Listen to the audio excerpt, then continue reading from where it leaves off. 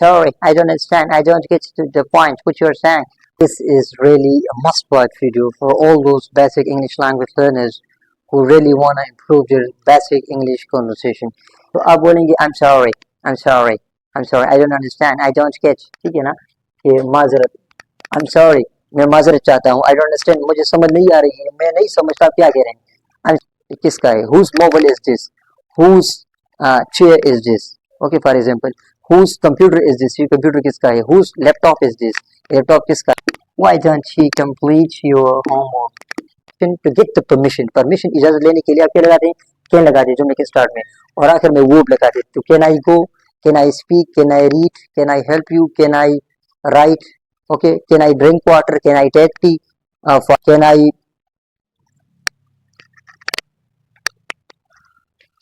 Hello friends and welcome back to my channel. This is really a must-watch video for all those basic English language learners who really want to improve their basic English conversation. ये जो video है, जो lesson है, ये specially उन beginners के लिए है जिनको बेसिक कन्वर्सेशन सीखनी चाहिए, जो बेसिक कन्वर्सेशन सीखना चाहते हैं, राइट. सो उसके लिए ये वीडियो है उन सारे लोगों के लिए जो चाहते हैं कि हम डेली लाइफ में, हम डेली कन्वर्सेशन में इंग्लिश के कुछ सेंटेंसेस यूज करें, right. So let's get started. First हमारे पास जो सेंटेंस है वो है can I have a glass of water please. Can I have a glass of water please. For example, एक बंदा, मैं आपको सिचुएशन दे रहा हूँ, मैं आपको एक सिनेरियो दे रहा हूँ. फॉर एग्जांपल, मैं किसी बोल रहा हूँ कि can I have a glass of water please, can I have a glass of water please. क्या आप मुझे एक पानी का गिलास दे सकते हैं? तो एक पोलाइट रिक्वेस्ट के लिए, एक अच्छे तरीके से हम किसी से रिक्वेस्ट करते हैं, किसी से इल्तिजा करते हैं, to make a polite request. Okay, this polite way of telling somebody to give you a glass of water if you are feeling thirsty, if you are thirsty. अगर आप प्यासे हैं और आपको पानी चाहिए फॉर एग्जाम्पल, तो आप क्या, आप इसको एक मुहज़्ज़ब तरीके से किसी से पूछ सकते हो, किसी से रिक्वेस्ट कर सकते हो, can I have a glass of water please if I am telling somebody. अगर मैं किसी से कह रहा हूँ कि can I have a glass of water please, तो इस तरह मैं यूज करूंगा. इसके बाद जो नेक्स्ट सेंटेंस जो है have a nice day. Have a nice day. जब हम किसी मिलते हैं ना और आखिर में जाते तो हम इसको इस सेंटेंस, इस एक्सप्रेशन को यूज करते हैं. हम बोलते हैं have a nice day, have a great day, have a good day, have a nice day, कि आपका दिन अच्छा गुजरे. So this actually use to for the best wishes, for the good wishes, किसी के लिए नया ख्वाहिशात के लिए हम बोले कि आपका दिन अच्छा गुजरे, हैव अ नाइस डे. कोई जा रहा है आपसे, फॉर एग्जाम्पल आपसे कोई मिलकर जा रहा है तो आप इससे कहोगे take bye and have a nice day, have a good day, have a great day, कि आपका. तो आप इसको इस तरह भी बोल सकते हैं, जैसे से have, okay, have a good day, have a good day, या आप बोल सकते हैं have a great day, have a great day. तो आप इन एक्सप्रेशंस को भी यूज कर सकते हैं कि आपका दिन अच्छा गुजरे. इन चीजों के लिए हमें किस तरह उर्दू बोलने के आपका दिन अच्छा गुजरे, तो उसके लिए हमें इंग्लिश, हमारे पास इंग्लिश में ये अल्टरनेटिव है, हैव अ नाइस डे या have a good day, have a great day. इन सारों का मतलब एक जैसा होता है, राइट. इसके बाद where do you live. Okay, for example, आप कहाँ रहते हैं? Where do you live, where do you live, आप कहाँ रहते हैं. ये प्रेजेंट इंडिफिनेंस का एक क्वेश्चन है, इंट्रोगेटिव सेंटेंस है, और इसमें हम किसी पूछ रहे हैं information. We are going to get information, to get the information where somebody is living. Okay, where do you live, आप कहाँ रहते हैं. मैं कहाँ पे रहता हूँ, वेयर डू आई लिव. आप वो कहाँ पे रहते हैं, where do they live, for example. ठीक है ना. तो आप इसको, इस सब्जेक्ट को आप चेंज कर सकते हैं, वेयर डू आई लिव, मैं कहाँ रहता हूँ, वो कहाँ पे रहते हैं, वेयर डू दे लिव. ठीक है, फॉर एग्जाम्पल, हम कहाँ पे रहते हैं, वेयर डू वी लिव, हम कहाँ पे रहते हैं. एक लड़का है, वो कहाँ पे रहता है, वेयर डज ही लिव, फिर इस तरह आएगा. हम डज लगाएंगे क्योंकि हम ही के साथ डज लगा दी, इसलिए. एक लड़की है, वेयर डज शी लिव, वो कहाँ पे रहती है. आपका बाप कहाँ पे रहते हैं, where does your father live, where does your father live. आपका बाप कहाँ पे रहे, हम ही शीट के साथ या सिंगुलर नाउन के साथ डज लगाते हैं प्रेजेंट इंडिफिनेंस के रूल्स के मुताबिक. ओके, इसके बाद I am sorry, I don't understand. ठीक है, अब आप, कोई आपसे कोई कुछ बोल रहा है और आपको समझ नहीं आ रही, you don't understand, you don't get that what somebody is saying. So what somebody is saying for example, तो आप बोलेंगे I am sorry, I am sorry, I am sorry, I don't understand, I don't get. ठीक है ना, ये माजरत, I am sorry, मैं माजरत चाहता हूँ, आई डोंट अंडरस्टैंड, मुझे समझ नहीं आ रही है, मैं नहीं समझता आप क्या कह रहे हैं. I'm sorry, I don't understand, I don't get to the point what you're saying. आप क्या बोल रहे हैं. तो इसके लिए आप इस सेंटेंस को यूज करेंगे फॉर एग्जाम्पल. ठीक है, कि I'm sorry, I'm really sorry, okay, I don't understand, I'm sorry, I don't understand for example. इसके बाद फिफ्थ और रिवाइवल जो सुने हुए हैं, आई नीड सम हेल्प, मुझे कुछ मदद की ज़रूरत है।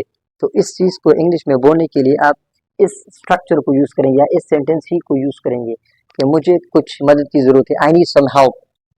अब इसको चेंज भी कर सकते हैं, मुझे आपकी मदद की ज़रूरत है, I need your help, I need her help, I need his help. Okay, for example I need the help of my friends, मुझे अपने दोस्तों की मदद की ज़रूरत है for example. So you can actually change different words in a sentence in order to talk about different ideas. Okay, इसके बाद जो नेक्स्ट सेंटेंस वो है लेट्स ईट, आओ खाते हैं फॉर एग्जांपल, लेट्स ईट। इस लेट्स का मतलब क्या होता है, लेट अस। लेकिन जब हम इंग्लिश बोलते हैं, इंग्लिश प्रोनाउंसिएशन करते हैं, तो हम शॉर्ट फॉर्म लगाते हैं, हम बोलते हैं लेट्स ईट, आओ खाते हैं, दैट्स अमेजिंग। हम बोलते हैं ना कि ये बहुत जबरदस्त है फॉर एग्जांपल, तो इसके हम that's nice, that's great, that's amazing, that's superb, that's fantastic. तो इन चीज़ों को एक्सप्रेस करने के लिए हम क्या लगा लें, दैट्स अमेजिंग, ये बहुत ज़बरदस्त है। तो इसका उर्दू में क्या होगा, ये बहुत ज़बरदस्त है, और इंग्लिश में that's amazing, that's nice, that's great, that's sounds great, that's wonderful, okay, that's fantastic, that's superb. इसके बाद है इट्स टू एक्सपेंसिव। ओके, इसका मतलब अगर आप कोई चीज़, when you are selling something for example, sorry, when you are buying something, जब आप कोई चीज़ खरीद रहे हैं ना, और आप जो है ना, आप कोई आपसे कह रहे हैं कि सूट है या ड्रेस, इसकी कीमत जो है ना इतनी कीमत है फॉर एग्जाम्पल, इसकी कॉस्ट इतनी है, तो आप बोलेंगे ये तो बहुत महंगा है। तो इसको इंग्लिश में किस तरह बोलेंगे, इट्स टू एक्सपेंसिव। इस चीज़ को इंग्लिश में किस तरह आप बोलेंगे, इसको आप इंग्लिश में बोलेंगे it's too expensive, it's too expensive, ये तो बहुत महंगा है, इट्स टू एक्सपेंसिव, राइट, इस तरह बोलेंगे, ये बहुत महंगा है, इट्स टू एक्सपेंसिव। इसके बाद है 9 नंबर सेंटेंस है डोंट वेसल। ये जो टी है ना, ये जो टी है इस वर्ड में ये साइलेंट है, क्या है, साइलेंट है, राइट। इसका मतलब ये हो गया कि हमने इस टी को प्रोनाउंस नहीं करना है, क्योंकि ये हमारे पास जो लेटर है, this the T letter go silent, you have to keep this T letter silent in this word while pronouncing this word. तो आप बोलेंगे whistle, okay, don't whistle, whistle means सीटी मारना, सीटी मारना, ओके, फॉर एग्जांपल। तो जब आप सीटी मारते हैं ना, तो इसका क्या लगेगा, विस्लिंग, सीटी मारना, whistling is not a good habit, सीटी मारना एक अच्छी आदत नहीं है। डोंट फिसल, सीटी मत मारो, ठीक है। तो आप बोलेंगे डोंट फिसल, डोंट मतलब मत करो, मत मारो, डोंट फिसल, सीटी मत मारो, ओके, फॉर एग्जांपल। और स्टॉप विस्लिंग, सीटी मारना बंद करो। इसके बाद जो 10 नंबर पे चले हुए हैं, हुज मोबाइल इज दिस, ये मोबाइल किसका है। जब हम पोजीशन को शो करते हैं ना, कि कोई कह रहे हैं कि ये चीज किसकी है, तो हम इसके क्या लगाते हैं, हुज लगाते हैं, याद रखो, इसके हम क्या लगाते हैं, हुज। और इसके बाद जो चीज हो, मोबाइल हो, बॉल पॉइंट हो, पेन हो, चेयर हो, इस तरह फॉर एग्जांपल जो भी चीज हो, हम इसके लिए क्या लगाते हैं, हम इसके लगाते हैं हुज, किसका है, whose mobile is this, whose chair is this, okay, for example whose computer is this, ये कंप्यूटर किसका है, whose laptop is this, laptop किसका है। तो हम इसके लिए क्या लगाते हैं, हुज लगाते हैं, याद रखो in conversation, this is very important structure of grammar that you need to understand while constructing sentences। इस तरीके से आप बहुत से sentences create कर सकते हो। इसके बाद है why do you not complete your homework। अगर आप किसी कह रहे हैं कि आप होमवर्क क्यों कंप्लीट नहीं करते हो, तो उसका क्या लगाएंगे, आप लगाएंगे why do you not complete your homework, आप क्यों अपना होमवर्क कंप्लीट नहीं करते हो, मुकम्मल नहीं करते हो। इसके अलावा हम इसको शॉर्ट भी लगा सकते हैं। फॉर एग्जाम्पल जब हम स्पोकन इंग्लिश की बात करें, तो स्पोकन इंग्लिश में हम इसको इस तरह भी बोल सकते हैं, why don't you complete your homework, why don't you complete, why don't you complete your homework, why don't you complete your homework। आप इस स्ट्रक्चर को भी यूज कर रहे हैं, why don't you, okay, for example why don't you complete your homework, for example. इसके बाद हमारे पास जो 10 नंबर पे जो सेंटेंस है वो है कैन आई गो। जब आप किसी से परमिशन ले रहे हैं, इजाजत ले रहे होते हैं, तो आप इसके क्या लगाएंगे, कैन, ओके, कैन आई गो, क्या मैं जा सकता हूँ, ओके, कैन आई स्पीक, क्या मैं बोल सकता हूँ, कैन आई ईट, क्या मैं खा सकता हूँ, can I use my mobile, क्या मैं अपना मोबाइल इस्तेमाल कर सकता हूँ, कैन आई कम, क्या मैं आ सकता हूँ, can I come in the room, क्या मैं कमरे में आ सकता हूँ, फॉर एग्जाम्पल। के बाद जो 13 नंबर सेंटेंस वो है the Muslims fast during the month of Ramzan. जो फास्ट है, फास्ट का मतलब क्या होता है, रोजा रखना। यह हमारे पास एज अ वर्ब यूज किया गया है, इसका मतलब रोजा रखना। इस रोजा रखने के लिए आप एक और वर्ब भी लगा सकते हो, आप लगा सकते हो ऑब्जर्व। वैसे ऑब्जर्व का मतलब मुशाहिदा होता है, पर यहाँ पे क्या, रखना, रखना। The Muslims fast, okay, the Muslims observe the fast during the month of Ramzan. यार इस तरह बोलो, द मुस्लिम्स फास्ट, इस फास्ट का मतलब तेज नहीं, राइट, ओके, इसका मतलब रोजा रखना है। यहाँ पे इसकी मीनिंग क्या है, रोजा रखना, क्योंकि यहाँ हमारे पास एज अ वर्ब यूज किया गया है, एज अ फेल यूज किया गया है, ये हमारे पास यहाँ पे एज अ वर्ब यूज किया गया है, राइट।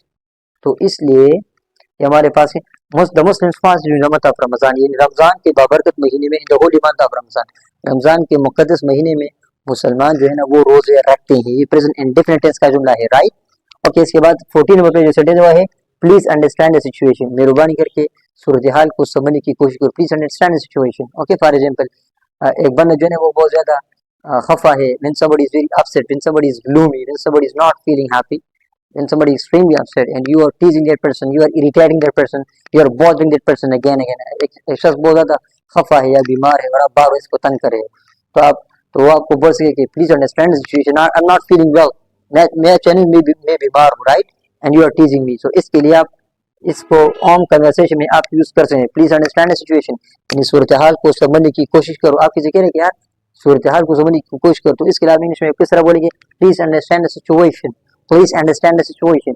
इसके बाद है फाइनल सेंटेंस हमारा है, knowledge is power, knowledge is power, knowledge is power, right. ये इल्म जो है ना वो बड़ी दौलत है, इल्म बड़ी दौलत है, right, and everybody accepts this fact that yes, knowledge is a great power and knowledge is power, right? So don't forget to like, share and subscribe to my channel, and please write in the comments if you really enjoy these sorts of videos or not. So yeah, see you in the next video. Till then, take care, right?